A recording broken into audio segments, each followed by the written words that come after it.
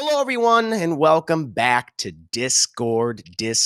We have a 0.5 episode. We haven't had one of those in quite a while in the last few weeks, and it's for something that I've been looking forward to, that I know people here have been looking forward to, and that is our non-spoiler discussion for Scream. No, not the 1996 film. We already did that, and I highly recommend going ahead and listen to that because that was a great episode. I believe that was Discourse episode 5. If I can be specific. But no, this is for Scream 2022, Scream 5, or just Scream, whatever you want to call it. They've adopted the Halloween 2018 naming scheme, but I think that's on purpose. And we have had some people here who have seen the movie. I have also seen the movie, and I just kind of wanted to go over like everyone's general thoughts about it. And I'll start off by saying I liked the movie. I did enjoy it.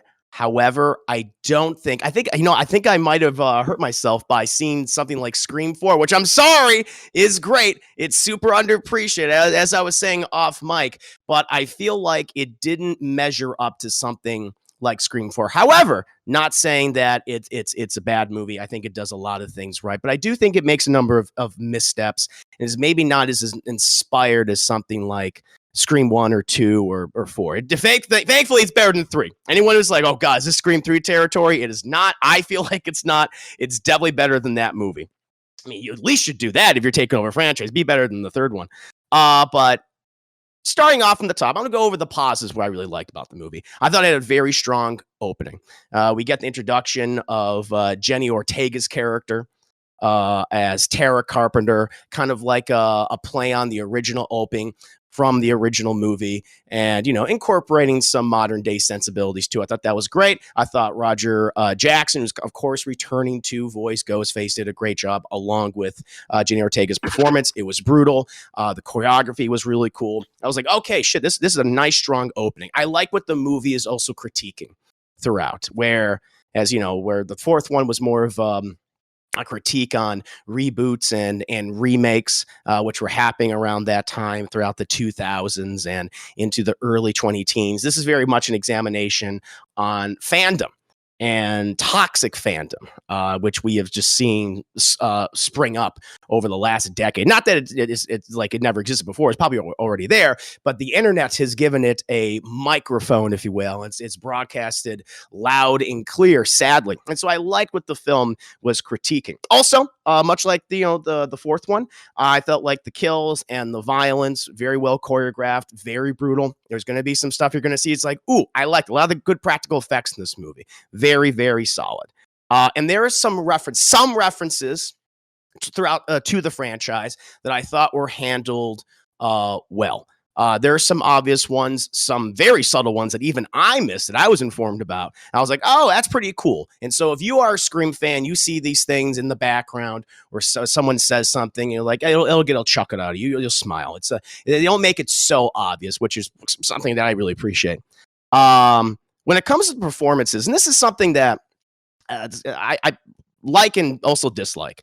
Only a couple of the new characters we're introduced to do I have like really any affection for. As I mentioned before, Jenna Ortega, who is one of the co-leads in this movie. I think she does a great job. They put her through the fucking ringer, and she sells being someone who has been stabbed repeatedly and maimed.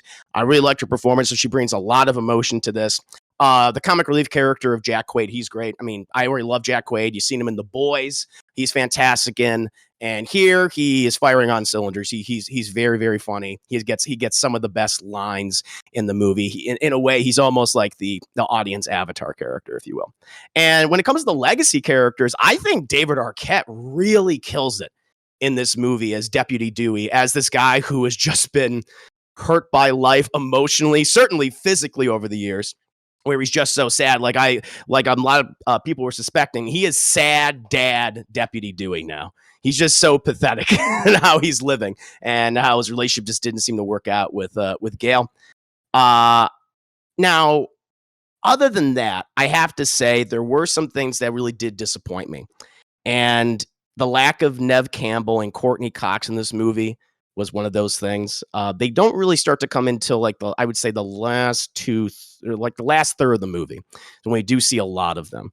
And if those of you who are, like the big attracting point, I think, to a lot of these films, a lot of these franchises have been long going, is bringing back these legacy actors, been a part of them for, in this case, 25 years.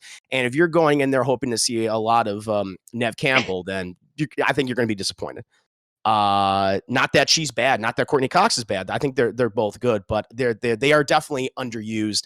And I'm sorry, but after seeing something like Scream 4, where I thought they balanced the new characters, the old characters a lot better, here I definitely felt an imbalance, and that did bother me. And speaking of the characters, I mentioned Jack Quaid, I mentioned Jenna Ortega, but like this new cast, I felt was kind of underdeveloped. Not that they were bad, not that like anyone was bad. I mean, we do see Randy's niece and nephew of Chad and Mindy Meeks Martin coming in here. Or Martha Meeks returns, which everyone knew apparently. Oh, everyone knows Martha Meeks. It's like, no, you guys, she didn't exist till Scream 3, whatever. But I felt like, okay, I'm supposed to like these characters and get within this like dynamic, understand their friend dynamic. But I guess that was the thing, like them and some of their other friends. We also have the oh God, what's his name? The character of Wes, who of course is named after Wes Craven, Dylan Minnette, who's been in a ton of things over the years. I know him from Goosebumps. I just, for whatever reason, I just never bought into their friend dynamic. And because I guess there was just this consistent finger pointing from everyone, like, no, you're the suspect, you're the killer. And it wasn't done as much in like a tongue-in-cheek kind of way or half-serious way as like the previous films. Like, in the original Scream, when we have that famous scene of them sitting out in front of the water fountain, like that scene from Friends, and talking to each other. It just felt like super accusatory and super aggressive. I was like, I don't buy that any of these people are friends. And so this kind of rubbed me the wrong way. And I just didn't feel like they had enough for them to do. And I think there is, for the first time, probably since 3, I do feel like there's a bit of a pacing issue in the movie. And it's in the middle. And I guess more towards the middle end. I can't get into too many specific details, but it's leading up to the big third act scene. And I felt like, okay, we're not doing much, nothing interesting. A lot of people are in cars in this movie. A lot of people are just driving cars. I was like, okay, we can cut down some of this driving car stuff. I thought it was a little unnecessary. And one thing which I got to be careful how I say, there's a recurring CGI thing in this movie that I was very surprised by. I thought, oh, this is interesting. But the more it happened, the more I'm like, I don't like this. And it references something from the past. And I would have preferred had they just handled that thing, which, if you've seen it, you know what I'm talking about. I wish they would have handled that thing just with dialogue, because that's what they've kind of done with the previous movies, or audio. I didn't need that. If you can't make it look good in CGI, then don't do it, in my opinion, because it's just going to stick out like a sore thumb. But also, I was not a big fan of the new final girl, if you will, the who is the lead of this movie, which is Melissa Barrera as Samantha Sam Carpenter, the older sister, the older estranged sister of Jenna Ortega's Tara Carpenter. I don't know. I just didn't find her particularly interesting. I know that she was supposed to be like Neve Campbell, Sidney Prescott, but I just was never really charmed by her. Again, I thought she was underwritten. What they have for her, the thing that is so important to her character, the way in which they chose to showcase it, kind of took me out of it. But like I said, I certainly think it's better than 3. I like its commentary. There are some good performances. It just needed a punch up. It really did need a punch up for some of these characters and make me feel like, okay, they are friends. And just the sudden instant mistrust, that kind of took me out of it a little bit. So overall, I really enjoyed it. I mean, it's this Scream still maintains its number 1 ranking in terms of being the most consistent horror franchise out there, in my opinion. But bit of a letdown after seeing something like Scream 4, which I had just seen recently, and I'm like, wow, I don't know why people didn't like this movie. I really liked it. But that's just my opinion on it. We have several other people who have seen this movie, and I want to go to each and every single one of them. And I thought, Luke the Boss, you have seen this movie. How did you feel about it? Brings up the positives, negatives, or however else you felt. Well, I liked it okay, but like you said, because I was thinking about it last night after I saw it, and I was like, do I like this better than Scream 4? And after thinking about it, the answer is no. I like Scream 4 more. And it's okay. I mean, like I said, I give it a matinee. You know, Mhm, like I wouldn't I would I wouldn't pay full price. Not me, mhm. but Yeah, but um but it was, I saw it in a nice theater, and that's always good. So, yeah, um no, believe me, your setting, it makes the viewing experience a lot better. That can affect it, so I understand that. yeah. And so let me see how I could phrase this without getting into anything specific. Yeah, I know. I gotta be careful too. Yeah, that CGI thing from the past that you're talking about, I was like, "Uh, maybe this could be cool." And it never really bothered me too much, but I was like, I feel like they could have traded that out for something else, Yeah, you agreed, know, some, agreed. and I was like, okay. But overall, yeah, you're right. The characters, some of them are pretty bland. Um, I I liked Randy's niece and nephew. I mean, they were Mhm. okay. Yeah, they're okay, I'm agreed. trying. Yeah, they're okay. And but one thing that I think I like the final girl, as you say, more than you. I mean, Sure. I didn't think she was great, but I liked her like decent enough. Like you could tell like she was acting. Like she wasn't Mm, like just stumbling through. Like you could tell like, sure. okay, they told her to say this, and she was, saying it with conviction. And Mhm. she has a scene with her sister, and That's a good scene. the scene I'm You're right. talking about. Yeah, I was like, I like that scene. And then yeah, Jenny Ortega, she's good too. I was very impressed with And Jenna Ortega. hmm yeah, because I'd seen her in some stuff. Like I seen her in You. I saw her in Mm, she mm. was in she was in this one show called Jane the Virgin. She played like a Oh, yeah. younger Jane the and yeah, she was good in this. And let me see, I'm trying to think. Uh so, and again, not spoiling anything, but Sure. I don't think I like the motive as good in this one as I did before. I'm just gonna say it. I I'm don't know very about you. no, I'm sorry, keep going. Oh no, I was gonna ask you like, how do you feel about that? Oh, see, it's interesting because I had, as you guys know, I had my own expectations of going into this movie, and they were big expectations. However, I it's like, I'd be like, I gotta put my fandom, I gotta put it's funny, put my fandom, which is what the movie's commenting on, and my Yeah. expectations to the side. But I totally understood. I definitely understood their motivation.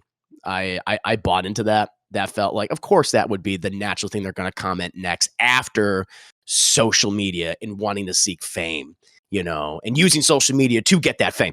Where I felt like that wasn't appreciated for its time, and now it is. I feel like this right here, maybe it won't be appreciated for its time, but then years down the road, it will be because we're currently immersed in it right now. I liked its commentary on fandom and toxic fandom. I really Uh, dug that. you know what? I did like the commentary on like the toxic fandom, Mm-hmm. but I don't. It feels like some of it was. It kind of toes the line between being heavy-handed and being like right to the point. So I guess it just depends on how you walk into it. But you know what? I take it back. I don't mind the motive as Mm-hmm. much as I don't. I don't like how it gets to that point. I won't say anything else, but I don't like how it gets to that point. I But get you're I right. get what you're saying. I get Yeah. what you're saying. I'll say But this. Yeah, I can't see. I can't even spoil something. yeah. Uh, Something to do with Ghostface. I was not. I didn't like, and it's in regards to a performance. That's all I'll say. And because I can't get into more detail. But no, but overall, you liked it, but just not nearly as much as something like Four, the most recent screen before this one. Yes, that's correct. Cool. And I want to say one more thing, but I Please. don't know if if it, um, What's it referencing? What's can it in I regards say to? it's referencing Wes? Is that a big thing or no? Well, Just, the character of Wes. I mean, you can go into details about Wes. I think that's safe. well, just who he is, like his, His mom. yeah. Oh, that's not a spoiler. Is that That's a out big there. thing? Okay. All right. Well, okay. So his mom, of course, is the sheriff, Judy Hicks, Lemon and squares.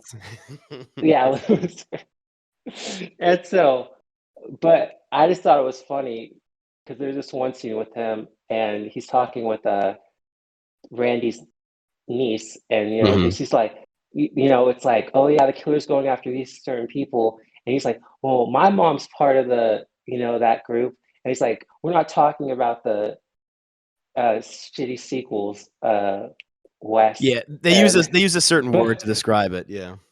yeah, but that's funny because who they're related to, and Hmm. it's like, don't you know she was in the shittiest sequel of all? I don't know. That was just funny. It was Like, it wasn't even that. It was like lesser. I think they said like lesser sequels, but it was kind of like a dig at I like. four, and I'm like, all right, I didn't care for that. Well, No, no, I get what no, they but were that's doing. what. No, but that's what I was saying because it's like they dug at four, but like they're related to what's her face who was in Judy's three. character. And Oh, no, they're related because they say, oh, we're related to oh, what's his name? Is this um uh is it Randy? yeah. Yeah, yeah, Randy. They're related to Randy, but Hmm. they're also related to his sister, because that's their mom, Hmm. and she was in three, and so they're talking shit about four. It's like, come on, y'all are related. Says like, really, y'all are only related to mainly related to your mom, which was in three, and it's like, come on, man, like, which Yeah, is the they worst took a sequel, dig at themselves without even realizing it. Yeah, But they think if they think three is yeah, better than four, then they're goddamn crazy. Yeah, yeah, it was fun that they brought back Martha. I was like, oh, okay, she got a little cameo. I think that was cute. But yeah. She got a little bit. That was cool. yeah. But so overall you enjoyed it, but not as much as something like Fourth, the most recent sequel. Yes, correct. You gave it a matinee. Cool. M. Xavier, I'm sorry. Did you Matinee. mention that you had seen the movie as well, or no? No, I haven't seen the movie. Okay. No, I just want to check. Well, moving on from Luke, Casfe, you have seen this film. What did you think about it? Positives, negatives? Where do you fall? Um, well, overall, I really enjoyed it. Although, like, I would say I agree a bit about it dragging in the middle, but Mm. for me, it was just one of those things where it felt more like they were juggling not only a whole bunch of different characters, but like different generations of characters that are appealing to different parts of the audience. And Mm. towards like, okay, how are they going to pull this out? How are they going to bring this together? But for me, it worked. Like, it took a while to revisit the friend group again, but when they did, the scenes they had together at least gave the care. It made them feel a bit rounded. But Mm-hmm. I don't know. The thing about like how a lot of teen friend groups are so shitty to each other, because you're right. In both this movie and, in my opinion, the fourth movie too, to believe that these people were friends. Like, I don't Yeah. know. It's also the fact that, like, I've spent a lot of time up until recently, up until COVID, I spent a lot of time at a community college where I was surrounded by a lot of people who just got out of high school. It was actually Mm-hmm. really annoying the way they would talk about each other. So it's not too far fetched that it would play out like that. But I don't know. And also, kids have more twisted sense of humor since they're exposed Mm. to more things. That's a good. Anyway, That's a good point. I just want to say, no, you're right about that because, of course, friends in high school talk shit about each other behind each other's back. No, you're right. That is a good point, and maybe it's like a personal bias of mine. It's like I hate when friends don't act like friends. It's I like do Jesus too. Christ. But you're right. You're right. I mean, people talk shit behind each other's back. I think it was more. It was more that they were talking. You know what it was? I know what it was. I could point at it. It wasn't that they were talking shit behind each other's back, because they were talking shit to each other, True. like right No, in I their see that faces. too. It's just I've seen it where people say they're being playful, although if you're an outsider, if you're not part of that group, it at Mm. times can sound malicious, or at least that I've been surrounded by, or maybe it's just the theater department at that school. I don't know. But it's just I could buy it, Okay. like young people are kind of shitty, or maybe people in this day and age are I digress. Hmm. As far as Sam is concerned, I feel like she was the kind of character that maybe I was supposed to take some time to warm up to, because at one point they take a nod at the Mary Sutra and someone tries to ask what it is. They're like, you don't want to know. And I kind of got the sense that they were doing a show don't tell thing, because Sam has some Mary Sue traits, but it's toned down enough that you can still like her.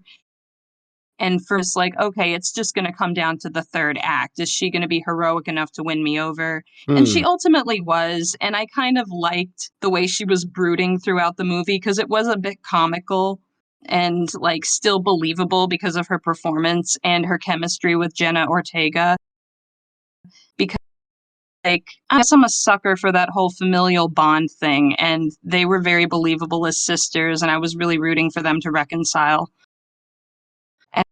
And I also is real Neve Campbell and Courteney Cox weren't in it as much, because Dewey was telling them don't come here, and for one, he was like, want to. Just after a while, I'm like,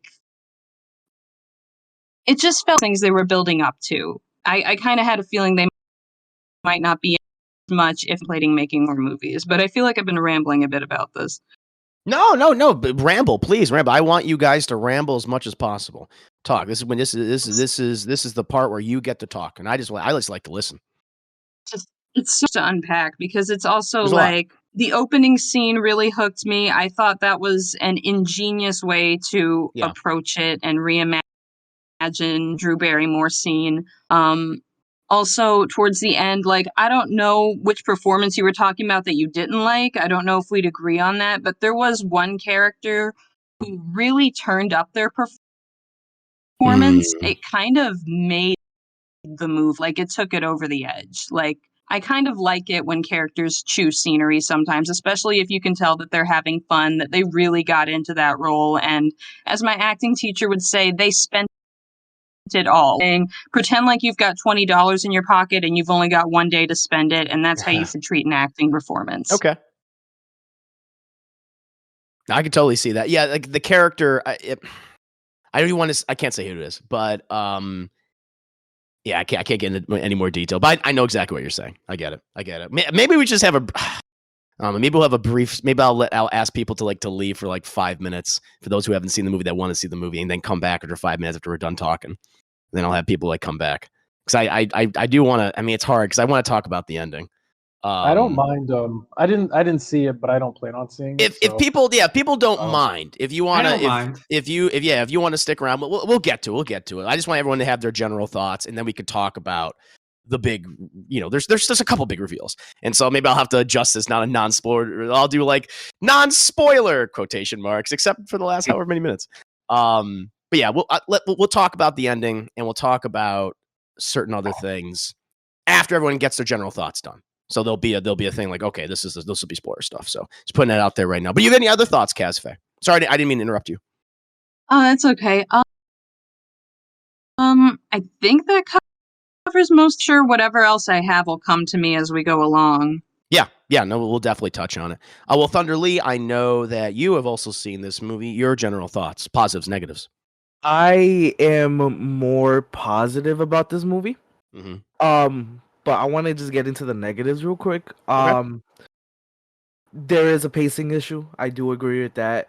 I even said that like after the movie when I was I went into the Ice Nine Kills fan board thing. They have like their own social media app, and when I was putting my thoughts, I was like, there's a pacing issue that I just didn't like, and there's a certain scene in the movie that it hypes up, and then it's like nothing comes out of it until the very end of the scene, and I'm like, don't play with me like that.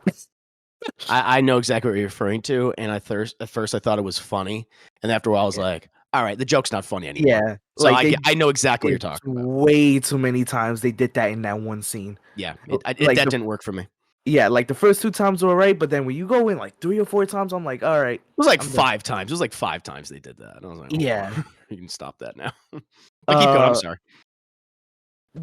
So that was like one of my negatives. I really didn't care for certain characters in the movie. Mm-hmm. I really didn't care for Wes at all. And like it might be just me because I've seen Dylan Minnette in a lot of movies. Very recognizable. Yeah. He's in so many. Like, oh yeah, I'm a high schooler, bro. You're 25 at this point. I'm so tired of seeing you as a high schooler. I've seen in the movies where he's in high school that he's killed people. He's got his ass kicked. He's been played on so many times. I'm just like, when do you get to go outside of that? And I don't know if it's just him or it's just whoever's just hiring him, but I'm just tired of him being in high school. Yeah, it's part of his shtick. That's just how he's getting work. Yeah. I do think he's underwritten in the movie. Yeah. Another one that I really couldn't care for was Sonia Ben on Mar. That's her name. She's kind of the love interest to one of the Meeks characters. Oh, to Chad. Oh yeah, but okay, there's something funny with her. I get what you're saying, but I think almost that was on purpose. But at the same time, it's still like, well, you're still boring. Yeah, like yeah, I get what you're saying. I wasn't a big fan of her, but like they did kind of like they did do that. Like, oh yeah, you're boring. I'm like, yeah. And it's so funny because like throughout that whole movie, I wasn't a fan of her, and then like towards the last like part of the movie, she got that one good scene where she has dialogue, and I'm like, wow, now you just give it to her. When it comes to the Meeks, it's hit or miss because I actually do like the brother more than the sister. Even though the sister has really good scenes, I just like the brother more because he's more comedic than anything. The sister, I feel like if they did another movie, I want more time with her because she's almost there to being a good character to me, but you know, it is what it is. Oh, if I could just interject with the Meeks. No, I agree with you. I just feel like, okay, these are the niece and nephew of Randy, who is like one of the most charismatic characters of this franchise.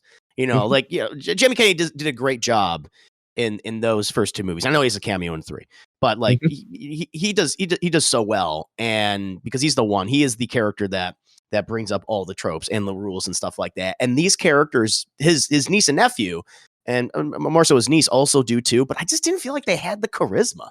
It just didn't. It wasn't hitting for me. I was like, I see what you're doing here, but it just feels a little inauthentic. Personally, yeah. Keep going. I'm sorry. Especially like because the sister has that moment in the movie. Yes, and it fell flat for me. It fell flat for me too. But it was kind of a cool moment, in my opinion, because like you do have interactions with other characters that are hilarious. So, you know, from one bad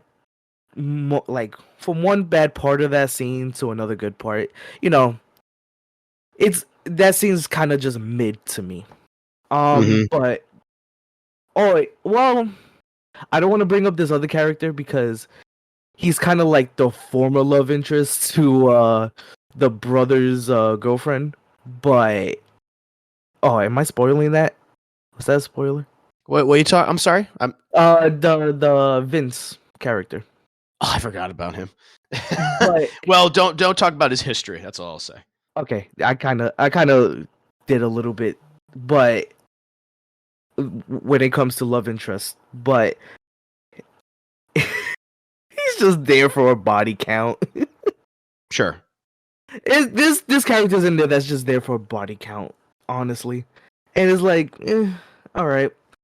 But I want to go into the positives because I love the deaths in this movie. This deaths is like quick to the point, and there's deaths that freaking cut deep, and it feels brutal, but it's not gory. Like you do see blood, but it's not as like gory as like Scream 1 and 4. Because Scream 1 and 4, you see like guts and stuff. Like this new Scream is just pure blood.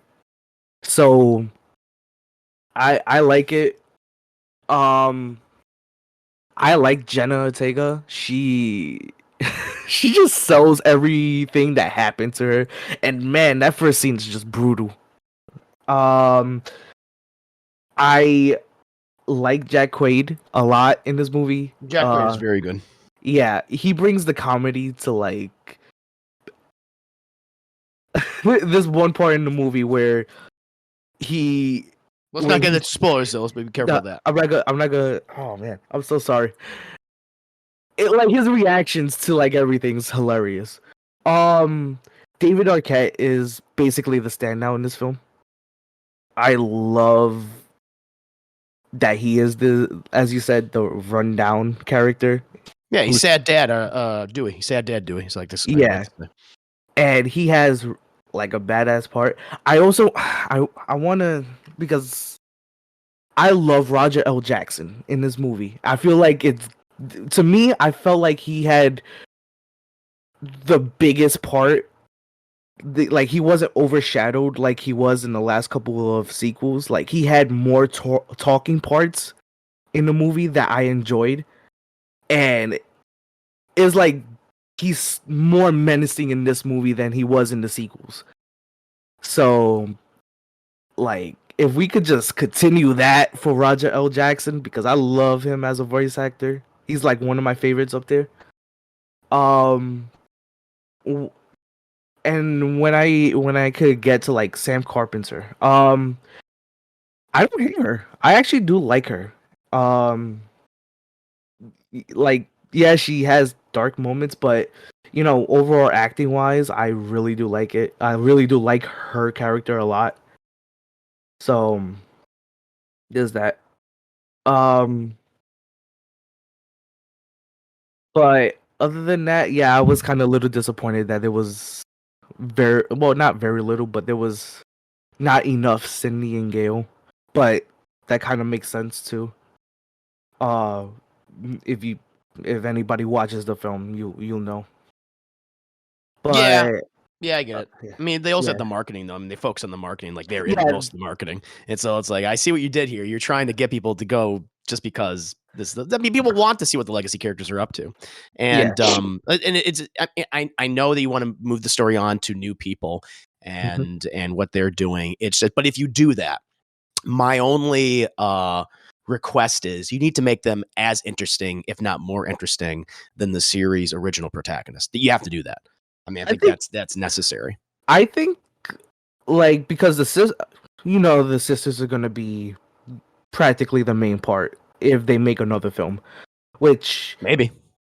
When we get to spoilers, I do feel like they are gonna make another film, but like I felt like that both of them were interesting enough to warrant that sequel.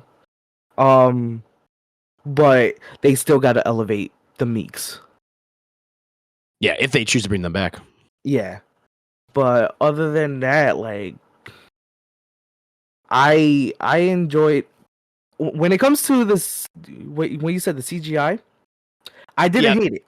Okay. I did not hate it. I thought more positive about that. So, yeah. Okay, but that's everything. That's your general thoughts overall. You liked you probably you liked it. You liked it. I liked it. I'm still debating whether or not I should rank it above, because this feels more like a Scream film than the other ones. Which ones? Than the sequels. Yeah. Really interesting. Like, I'm not a big fan of 2. I like 4 a lot, but it has its problems. I don't like 3. 3's dumb. But I would have to rewatch the movie over again if I want to re-rank those films. So I'm just gonna put it like right in the middle of 4 and 2. Well, if I just 4 and 2, gotcha. You know, that might be fun to do before we go ahead and move on to the spoiler discussion. Which again, thank you for those of you who are here right now who were not able to see the movie. Sorry, we're going to do the video game stuff in a bit, but now we can go ahead and talk about this. So we're going to go to the spoiler stuff in just a bit. I'll let you know. There's like now spoilers, but I wanted to ask everyone, what's your personal ranking of the Scream movies? If Van, we'll start with Vanny. So I've only seen the first film, and I'm kind of, particularly with my horror films in general, like usually they need to have like kind of a comedy spin to it, which Scream absolutely nailed. But usually when we start talking about like sequels, I kind of just say like I grew up with like the Freddy Krueger and Jason Voorhees kind of stuff, and it's like again, that's kind of been sort of my mentality. So like I got into horror films like right when Scream was coming out, so I was trying to get a little bit burned out with those. So when they announced like Scream 2, it's like it's the same mentality. It's like again, like I just really didn't care. And it just like I started moving on to other films and stuff too. My friends weren't really into horror films either, so I actually have to go off y'all's recommendations. So it sounds like it's like maybe like 1, 2, 4, 3, and then just curious where you guys kind of rank this one. But that was a question I was going to ask you guys, those who've seen it, is for somebody like myself who has only seen the first one and it's been well over 20 years. Is this a film I could like walk back into and be like, oh, okay, I can follow along, or I'm engaged enough with this, or nah? Or should I do like a movie marathon at some point? Like the entire series you're talking about? Yeah. Like, is it necessary, or can I just appreciate the film for what it is? Oh, for this one? I will say no. I mean, if you watch the first one and you go into this one, you'll get most of what they're talking about. They do. I mean, maybe, probably. Because that's kind of what the critique is as well. It's a critique on like the requels, if you will. It's a reboot, but it's a sequel where it's focusing on maybe a particular film's past events. And it's mostly the original Screams. But I feel like you want to get like a better sense of just I mean, I would say watch them all. I would really encourage you to watch them all, because I still think 2 holds up very well. I think 2 is great. 3 is the one where I'm like, yeah, I don't whatever. But 4, I think is super underappreciated and is also great. So I would actually tell you to watch all those. Maybe I think if you're a fan of all these past movies, even if you really love 3, you just love Scream, you're gonna get a lot out of this one. I think. I feel like that. I would encourage you to do so, unless anyone feels differently. I'm curious. Well, for me, because okay.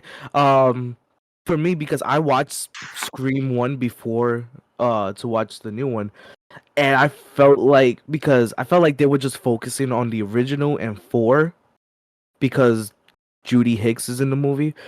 But I still would encourage you to just marathon all the movies, because they're all just a continuous story. So just marathon all of them. They're not bad, well, except for 3, but all of them not bad movies. Okay. So for me, I can't see this movie just because of COVID, but I have heard spoilers, and I won't say any of them right now. But I think for my ranking, and I guess I don't want to rank this movie, it's either 2, 1, 4, 3, and I think my big fear about this movie, and I have one question to ask about it, but I'll ask that in spoilers, because it's not really it's just a question about 4. Mm-hmm. I think the problem with 4, and this is a slight spoiler for that movie, is it doesn't really do, like, the reason I think I like 2 is it actually has stakes, and it killed a fan favorite character, and I think that's a bold move for a franchise to do. And I think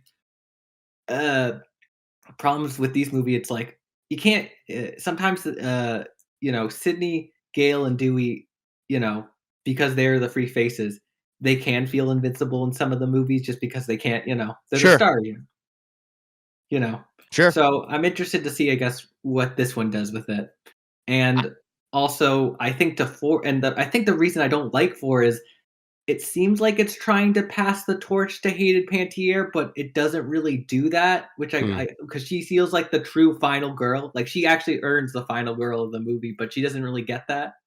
Well, she's the most interesting of those new characters. She's certainly the female characters. But I think that's also, I mean, I want you to listen to a Scream 4 discussion, but there's a reason why Jill in that movie, Jill Roberts' character, is the way she is. But no, keep going. I didn't mean to interrupt. No, of course, Chris. I just mean, I think Jill Roberts, her plot was just, I want it to be, she wants to be that. And I think and that's the reason I think it's just a little bit lower for me. And is that I think it should have been the person who actually became the final girl takes her out. But No, I get that. No, I understand that. Well, I wanted, because we just had Vanny. You only seen the original Screams. I forgot, because you probably were on a Scream discussion. Because you had seen the movie recently. You saw it right when we did our review for it on Discourse, right? Myself? Was it you, or did you see that in the 90s? I saw it in the 90s. Oh, okay, never mind. Yeah, I think I'm thinking of someone else then. Sorry, no, it's been so long. Like, I know what you had brought that one up. I think I was still in the middle of my Endwalker pilgrimage, so I missed out on a few Gotcha. discourses. Okay. Yeah, I think I might think of someone else. But moving on. Well, I wanted to ask just everyone's rankings, and we'll go in the spoiler discussion. If you want to stay here, feel free. Then we're going to come back. We're going to do our best video games of 2021. But Luke the Boss, how would you rank the Scream movies? I'd say 1. It could alternate between 3 or 4, and then 5, and Where would you put 2? 3's last. Oh, 3's last. So what was your rankings again? Because you said 3 and 4 originally. No, So where I would said you put okay. 2? So number one is the first one. Mhm. Number 2, the second spot could alternate between 4 and 2. Gotcha. Because I don't know which, just depending on which one I've seen last, I guess. But Mhm. and then from there, it would be 5, Mhm. and then 3's last. So yeah. So it just depends on what day it is. 3. I mean, the third spot could alternate between 4 and 2. So Gotcha. it's- M. Xavier, about yourself, how would you rank the Scream movies, or at least the ones that you've seen? Oh, I made it back just in time. No, you're good. But Nice. I mean, I've only seen the first one, so Oh, I'd okay. say So the first 1 is number 1. There you go. That's simple. I like it, to the point. Very good. Casfe, how would you rank the Scream movies now? Well, I guess 1 and 2, followed by. I'm tempted to say 5, although I've said before 5 and 4 are close for me. And then 3 would be at the bottom, although I still like that movie for what it is. I mean, I can handle it when movies get a little goofy because then I can just watch them ironically. But yeah, I mean, 3 is the worst of the series. Very good. Very good. Thunder Lee, how would you rank them? The first movie, and then it gets weird here. So for 2022, the second one and then the third one, but that would change at any time whenever I get to see the movie again. So Fair enough. yeah. Austin, how would you currently rank them? Oh, I thought I said mine earlier. Oh, I'm sorry. I forgot. We'll do it again because I don't remember. Well, I'll do it again just for you, Chris. Thank you. So it was 2, 1, That's 4, and then 3. That's it. Very good. Very good. Thank you. I'm sorry, I forgot. I forgot when we were talking before. Well, I gotta rank mine. I'll go ahead and rank mine. Then we'll jump into spoilers, and I'll say spoiler time. But if I had to rank them, I would go 1, 2, 4, 5, and then 3. That's how I would rank them as of right now. But now we're gonna go ahead and we're gonna dip into spoilers. I know a lot of us have a lot to say. So if anyone here currently is part of the Discourse, if you need to step out, feel free to do so. We'll come back after a few minutes, and then we'll eventually move on to the video game discussion. But a couple of the things that we probably want to talk about, obviously, is the killers. Who is Ghostface in this movie, or Ghostfaces? It's plural yet again.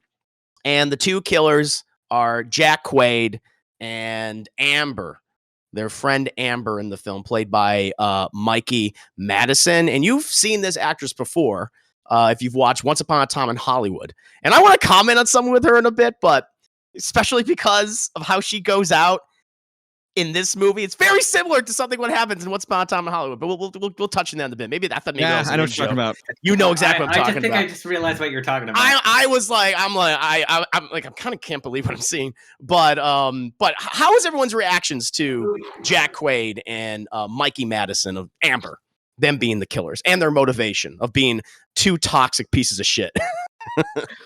For me personally, because I was on the camp with you that I was hoping that Stu would show up. Fuck, I was hoping that, man. I was hoping. Yeah. It didn't happen. Stu is not in this movie. He's referenced a lot of Billy, but he's not in the movie.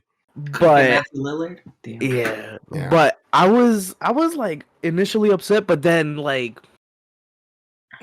as the scene progressed, and as they're telling the motives and stuff about how much they love the films, like the stab films, the fake movies. That's the movies within the movies within the movies. Yes. So like at this rate, I think when this film is out, it's Stab 8, where if you saw the trailers and stuff that was shown in the movie, it was, oh yeah, Ghostface now have a silver mask, which that mask is badass. I don't know why Chrome people face. Chrome face, that is awesome. Like any Ghostface mask is awesome. Mm-hmm. I'm just gonna go out there and say that.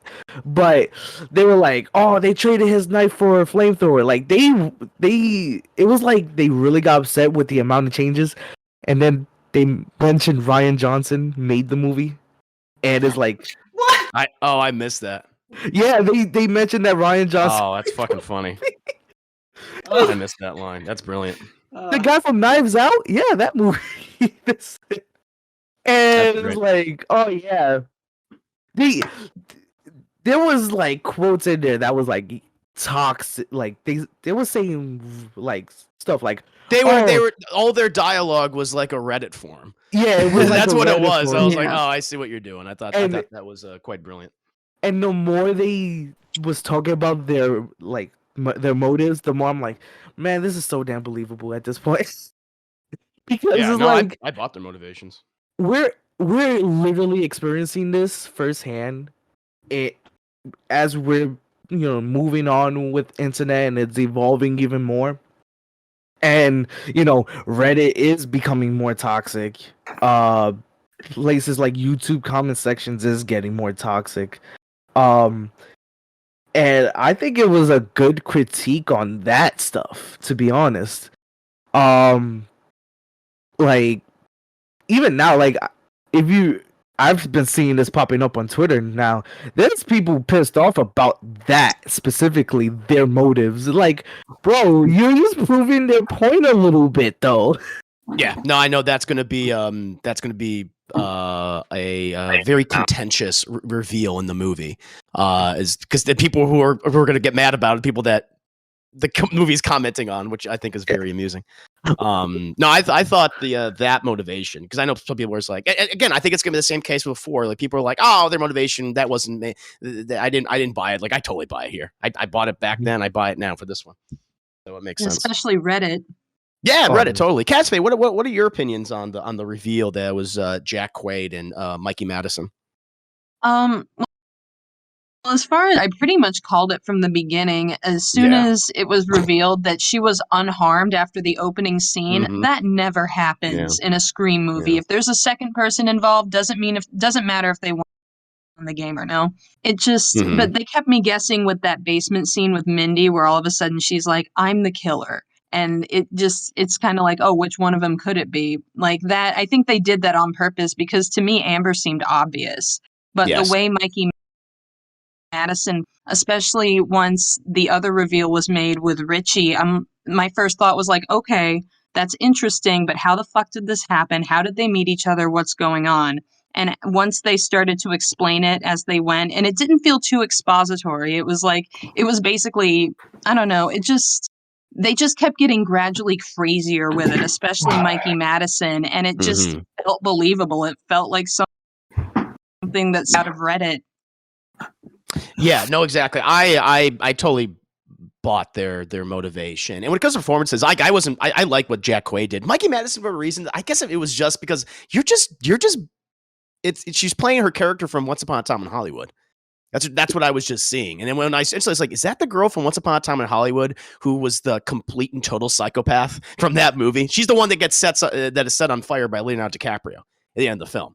And she gets set on fire in this movie. I'm like, all right. I don't know.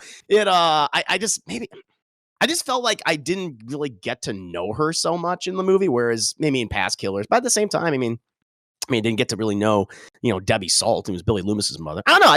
Something about her performance. I didn't jive with it personally. Whereas with Jack Quaid, I liked his performance a lot more. She seemed more aggressive to Sam throughout the whole movie, which I'm like, that is so fucking annoying, in my opinion. Like, sorry for cursing in this, but like, bro, she was straight up a bitch in this movie. So like, it was gonna be like, yeah, she's one of the killers. Luke the Boss, what do you think of the reveal? I thought it was. I saw it coming with Amber. with Jack, I was kind of hit and miss because I was like, he is kind of playing it so naive that it's almost like, Right. yeah, he's Got you off got the me. trail. But then it went in and out with me. But then towards the end, whenever she goes for the closet, she finds him in the closet. I'm like, okay, it's him. I don't care what he says. I don't care what he tries to. I'm like, yeah, he's definitely part of this. And but no, like I liked his character. Like his character throughout the whole movie. Yeah, great. You know? No, I really enjoyed him. I just felt like, But all. No, I'm sorry. Keep going. Oh no, but also they totally glossed over this, but man, because they said they met on blogs or whatever, but like she's supposed to be like, she's underage and she's all calling him babe and everything. Like, dang, Jack Quaid, you got to be a child predator now too. Add that on top of being a murderer and stuff. Like, dang. I felt it was implied that I mean, yeah, it's probably it too. Who knows? I mean, I guess she is high school. Yeah, because they're in high school, and he's definitely around. He's supposed to be probably in his 20s with because he's with Sam's character. You know, in the beginning of the film. Yeah, you know, it's I think the Amber character, even though we've had past Ghostfaces where they've hardly been in the movie. It's funny because, you know, you think about Laura Metcalf. I guess I did the whole reveal of her being connected to Billy's mother and things. I was like, oh shit, and how she was really aping up in the at the end of 2. I don't know. I just her performance, Mikey Madison's performance just didn't sit well with me. Whereas Jack Quaid's I like quite a bit, but I totally bought their motivations and everything. That all made sense to me and what they're commenting on. Another thing, did anyone else want to bring up anything in regards to the 2 killers in the film? Because there's like about 2 other things I wanted to mention. Can I want to mention, because there was a line that Amber has said. She was like, "Oh, I'm young. I was radicalized." I'm like, wait, like, because it could go like, "Oh, I've been looking at all these forums and I agree with them," or there's someone out there who's spouting stuff who has a stronger message about Is your question like, do they, and this is something I was gonna ask, do you think they leave it open if they do a Scream 6 for Matthew Lillard to come back? Maybe. They don't, I mean, I don't know at this point. I feel like this would have been the movie to do that. But now I'm not so sure. Now I'm like, they're probably not going to do that now. But you know, I mean, well, there's all I'll say is there's a lack of legacy characters now, so they want to bring back new legacy character we haven't seen in a while. They could do that, but with the radicalization, like Amber's motivation is very similar to Stu. She's like the Stu-esque character of the movie, where she's like, oh please, I didn't know what I was doing. It was peer pressure and shit. I mean, like, I see what they were doing there. I was like, oh, I see what you're referencing. I did love her whole bit though when she goes outside. And she's like, I've been horribly stabbed, call the police. And, you know, Gail and Sydney are like, so she's faking, right? And you're like, oh yeah. And they start shooting at her. I thought that was pretty fucking cool. But they definitely open it. If they want to, they could bring back a character like Stu. Because there was a couple lines in the movie where even like David Arquette kept saying this line. It's like, they're not dead until you shoot them in the head. They're not dead until you do that. And I was like, well, Stu didn't get shot in the head. Ooh, I thought that it was going to, I thought that because they put such emphasis on it in a particular scene, but whatever. Someone's going to say, oh, they dropped the TV on his head. Well, like, I mean, that part where Ghostface was like, it's an honor. It did have me wondering, like, that felt personal. Yeah. But then that ending scene, her performance made me believe, okay, that's why she said that. And when she faced off with, I think that really added more to it because it was personal, you know? Yeah, no, definitely. And she was excited saying that it was an honor because she's a fan. That's what it is, which I thought was funny. So agreed. Switched up for this. I'm sorry? Because we all thought it was, no, that's another thing. Like, because whenever we saw that trailer, we think it's about Cindy, but ends up being about somebody else. Dewey, yeah, no, At that point, Cindy's not even in the movie. I mean, she has a small scene beforehand, but she hasn't really. She's not in the movie until the last third of the film. Couple of things I wanted to. But I don't believe. Sorry. Go ahead, Luke. Oh no, I was just gonna say, yeah. If I had to make one comment about Amber being the killer, I just didn't find it believable that she's the one who killed Dewey. I was like, because she says it, she makes an emphasis that she's like, yeah, I looked into his eyes. He's the last thing that he saw was me, and I was like, I just don't. I mean, I know that she did it, but I'm just saying, like, that's not believable to me that he couldn't overpower her. But I don't know. Yeah. There were a couple, since mentioning Dewey, Dewey does die in the movie. He is the legacy character they kill off in pretty dramatic and bloody fashion, where he's stabbed from the stomach and in the back, and just the Ghostface, Amber in this case, just guts him from both ends. He's the one that died. Like I said, I think David Arquette, of all the legacy characters they brought back, he had the best performance, and I'm like, they're gonna kill him. He's so fucking sad in this movie. He's getting the most screen time, so like, okay, you're gonna kill him. And I was like, that's because I'm thinking they're gonna do one big one. There's gonna be one huge death, and I thought it was handled well. How would everyone feel about the death of Dewey? For me, it was obvious from the start that he was gonna die because they played his the charming music that they always play when they show Dewey, which is my favorite, and they played the song, the westernish song from Scream 2 when Dewey was in like a sound studio hunting for Ghostface. So they played those two, and I'm like, man, they're gonna kill him off. But when they did, I was a little bit surprised because the kill was they kind of like had spoiled the kill, not like Dewey's death, but the kill itself was that they had used that as marketing in Call of Duty as an execution. So I was surprised about that.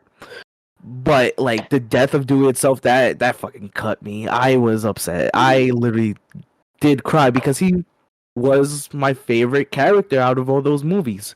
You could relate to the character and all that, and the fact that he died because he got distracted because Gale called him, that cuts even more. Like, damn. Literally in his case. Yeah.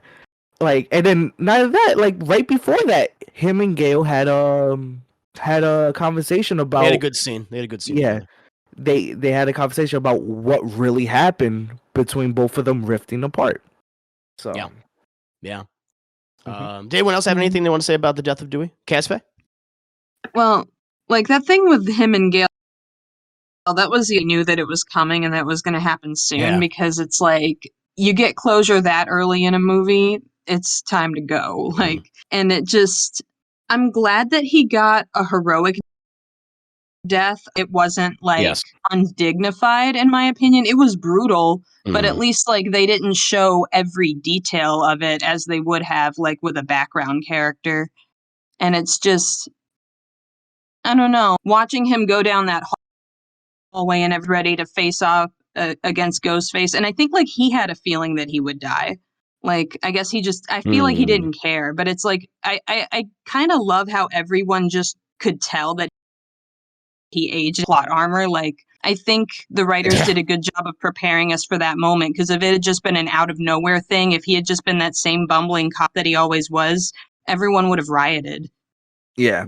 It would have felt cheap. And this one, it's like the death was earned, and you felt it. You felt it. I totally agree, and I love how they just made him. He was so sad in that movie, and he's so beaten down. It was great. Yeah, that was one of the highlights of the film, and they handled his death very well. He went out as like a badass in that movie. Like there was a line in that Gale scene with him that said he felt like he was the coward, and she said no. And what happened? He wasn't the coward when he was facing Ghostface in his death scene. So yeah. There's two other things I want to mention. One, Casfe. You told me this. We were messaging on Facebook. And you saw this, and I completely missed it. And it's, I think it's even something that you were curious about too, Ausnick. And it's the fate of Kirby. Cassie, if you want to go ahead in the details about it, because you were the one who pointed out to me. Well, actually, I didn't see it either in theaters. I wish I had. There's a freeze frame bonus in the scene where Richie is watching the YouTube videos telling Sam, like, oh, you're right, this stab movie really is shit. And he's watching YouTube reviews, a suggestion and a thumbnail and everything for another video. And it says interview with Woodsboro survivor Kirby Reed. Hey. So they do say that she lived, which I'm happy about. I mean, I would have loved to have had Hayden Panettiere come back as a character in this movie, or have people, at least as we were saying, Cassie, just talking about her. Because she's a fan favorite. People really like her in that fourth film. She's one of the standouts, and who knows? They might if they continue this on. They continue making these movies. I mean, hey, you put it out there. It's like now she can come back, and honestly, I think that might be for the best if they bring her back, get some more personality in it. Can I also bring up something? I'm so sorry. This also brings back to Dewey. Someone had pointed this out when I was watching a YouTube video earlier, that there's a like the cremation vases, whatever they're called. Urns? Urns, there we go. I'm so sorry about that. Dewey has his sister's ashes. Oh, is that in this trailer? Yeah. Yeah, Tatum, Rose McGowan's character from the first one. I didn't see that. So yeah, there's all those little things in the back you might miss, but eagle-eyed fans be able to spot them. So that's cool. No, I like that. There's probably a many more little references and Easter eggs in the background that people will discover. And that's actually the last thing I wanted to talk about.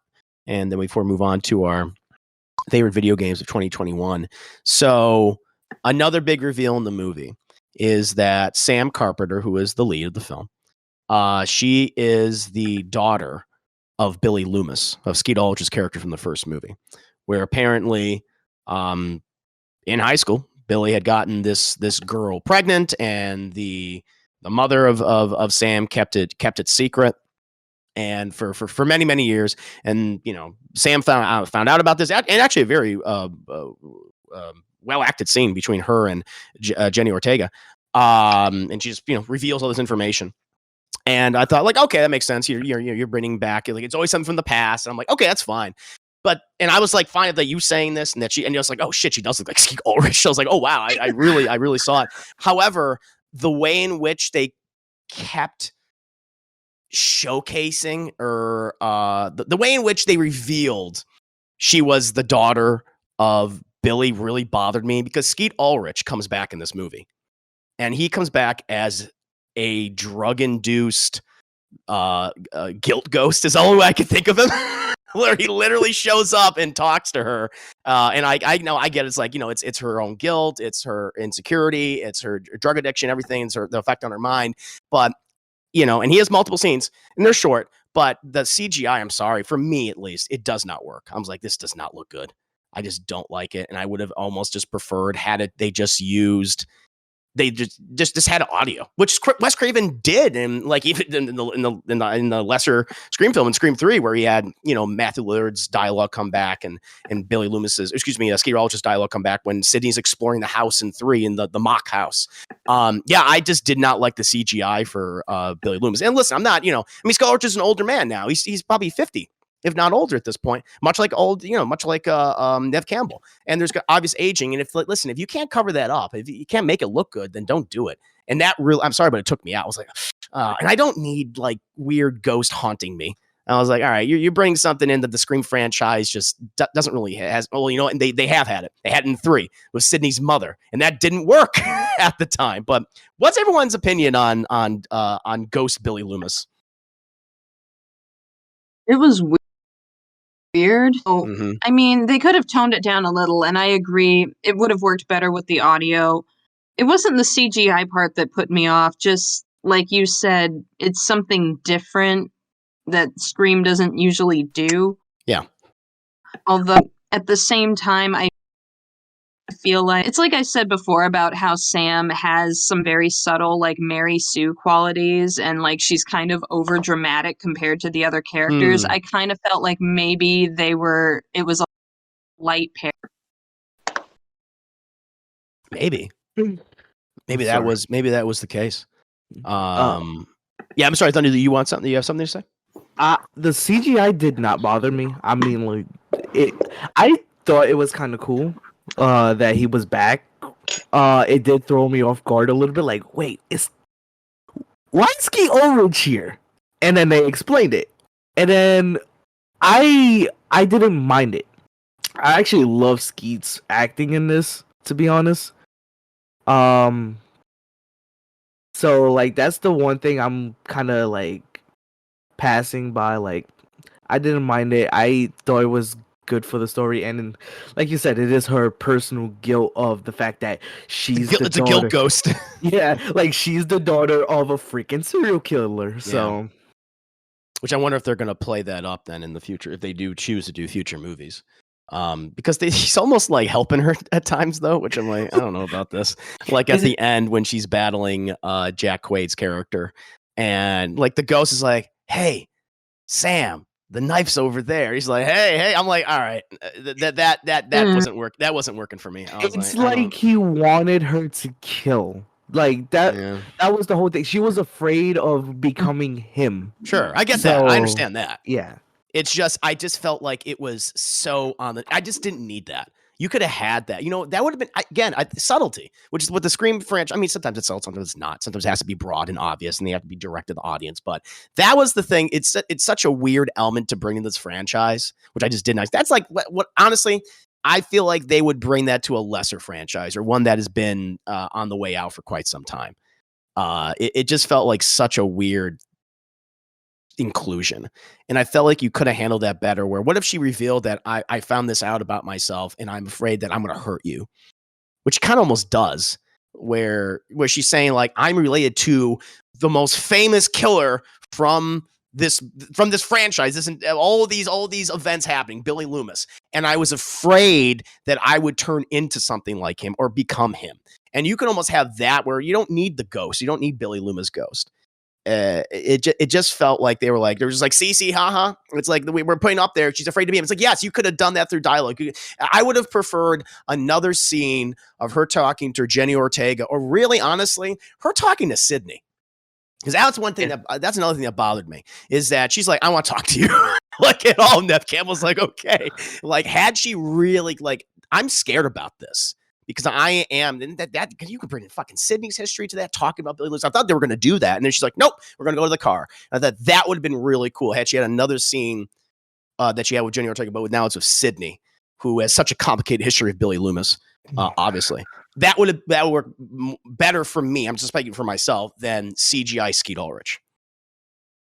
So yeah, but and it's funny because, you know, when it comes to like the daughter of Billy, I was just thinking about this. Like, yeah, it makes sense that he would have gotten another girl pregnant because Sydney wasn't really having sex with him. She was still devastated over the loss of her mother, and she was going through all that stuff. So, you know, like I said, it's one of those things where I don't mind. But to you, it's probably gonna bother you. Well, no. The thing that doesn't bother me, the idea that he got another girl pregnant, because we saw in the original Scream, he's talking to all those other women. Yeah. Like he's clearly, you know, because he's so horny, he can't control himself. And like, no, I buy that. That I have no problem with, like her being the daughter of Billy Loomis. That doesn't bother me at all. Much in the same way, like I'm not bothered that Laurie Metcalf is revealed to be the mother of Billy Loomis. That's fine. You know, just make it work. You just sell it through the performance, sell it through the dialogue. I just didn't feel like they sold it well through a CGI effect. I didn't need him to come back. You could have just spoken about him and the goddamn traumatic effect that he and Stu had on all these people for 25 years. Like they were still wounded, you know, psychologically, emotionally, obviously physically, from these two guys that did that. And I felt like had they just been more subtle about it and not relied on something that took away, honestly, the CGI took away from it, from the trauma and just how interesting that would be. But that's how I feel. Do you think it would have been worse if Sydney would have saw Billy? I mean, I don't want anyone to see Billy. I just don't. I don't want that to happen at all. It's like, if you're gonna talk about it, like just talk about him. Just do it that way, which they have done in the previous films, and it's always worked when they bring him up.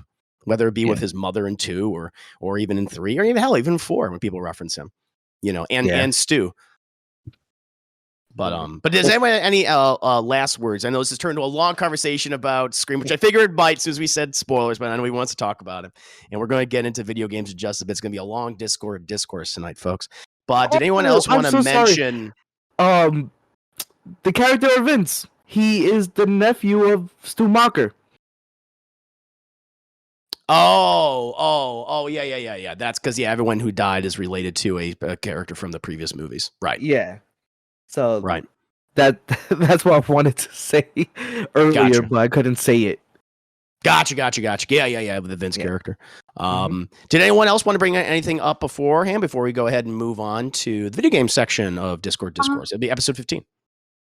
Well, just one last thing.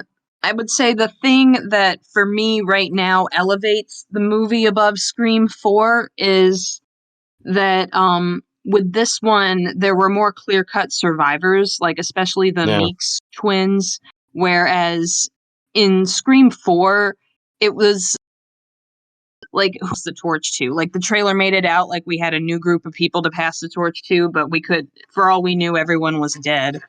So I just wanted to say that, like, with this one, sorry, my cat's up here right now. but I was totally fine. But anyway, I just like when they had that reveal of both of the Meeks Martin twins being okay. I was, the two sisters like Sam and Jenna Ortega interacting with each other and bonding more. I just got this feeling like, okay, I wouldn't mind seeing them again as long as there's a good story to justify it. Whereas with Scream 4, I was like, okay, where are they going to? Yeah, that's a fair point. No, they definitely do set it up much better in this film to have those characters take over the franchise, as opposed to, obviously in 4, where most of them are dead or we just didn't know, like with Kirby's characters. So it's a very good point. Very good point. Anyone else want to say something before we go ahead and transition over to the next part? For me, I feel like I'm very interested to see what's next coming from Scream, because now we have, newer people. Possibility that Cindy's not really gonna come back, and Gail. Like, I feel like their stories are done. Kirby possibly returning could be a thing that could interest me, but there would have to be like a big reasoning for why the next set of killings are happening and what's the meta behind that one. So yeah now we'll find out. I'm interested if they continue this on, which I wouldn't be surprised if they do. I want them to have a very good idea. I don't know if they'll. I'm very curious what they would critique on next. What would they talk about? Because all of those previous films, they were commenting on something. Original one was obviously horror tropes. Second one was sequels, of course, critiquing sequels. Third one was critiquing the end of a trilogies, and also Hollywood. The fourth one was critiquing remakes and reboots in social media, and this one, of course, was fandom and toxic fan culture. Very interested to see. And elevated horror. And elevated horror, yeah. They were throwing a lot of shade at stuff like Hereditary and The Vitch and the Babadook and things, which I thought was pretty funny. But I don't know what else they could comment on. Does anyone else had? Oscar, I'm sorry, you had something you want to say. So did they not at all comment on Halloween 2017 or 2018? Oh, they do. 2018. No, they talk about it. Oh yeah, they mentioned that. I guess A24 movies is the next thing. Yeah, I guess. Well, yeah, which they do comment on. I guess that's the term for it. I didn't know that was the term for it. I was like, elevator horror. Is that what they call it? Elevator horror? Okay, shit, interesting. Sophisticated horror, but fair enough. So I suppose so. They could continue to comment on that. I don't know what form that would take. That'd be interesting. But we'll see. Did anyone else have any speculation what they could possibly comment on in the future, or you would want to see them comment on in the future? You think that would work? Nice premise. Streaming. I don't know about I don't know about commenting, but to see if my spoiler, just what I thought about it. It was so the whole thing with Billy Loomis being in CGI, it was cool with me. I mean, it wasn't bad. It didn't look as bad as I thought it was going to look. But I would have rather them, if they were going to have him in, I would have liked them to put in Matthew Lillard. I mean, why not? If you're going to have him as like a CGI ghost, might as well have Matthew Lillard in there, you know? I would have preferred if Stu was the mastermind. I still to this day, I'm like, man, I really want them to do that. What they had, the original idea for 3. What Wes Craven, Ken Williamson had. And I thought that's what again, it was my own expectations. I talked about this at the beginning. I had to put my own expectations and my own, what I wanted to the side and say, like, let's just let these filmmakers, let them tell the movie that they're telling. And I'm gonna judge it based on that. But after seeing this, I still want that idea. I feel like you could do that still, but I'm sorry, you continue. Yeah, and I agree with you. And at first, I wasn't even expecting anything like Skeet Ulrich to come back or anything like that. So whenever I saw him, I was like, "Holy shit!" Like I was very surprised. He's in this, yeah. And I was like, so then I was thinking, well, I doubt they're gonna get Matthew Lillard in here, but they might as well. Like if they're gonna do that, I'm like, yeah, just have him come back and then just be like, oh yeah, he didn't really die. I mean. Because at first I was like, nah, that's a little bit too crazy. But him having Skeet Ulrich coming back as a CGI ghost, I'm like, even though like it's in her mind, of course, but it's like, might as well. And another thing is, that was pretty crazy with because I don't think we mentioned it, but yeah, Judy Hicks is dead now, of course. Judy was killed. Lemon squares. And they referenced her lemon squares, which I was happy about. Her and her son, Wes, also died. Yeah, and her death was Casper. You had an interesting comment about that, about Judy's death when we were messaging each other. Well, yeah, I just kind of had a feeling about the two of them, but also Dylan Minnette is, well, I mean, I know him from 13 Reasons Why, which is a really shitty show that I only saw one season of, but a lot of people hate it.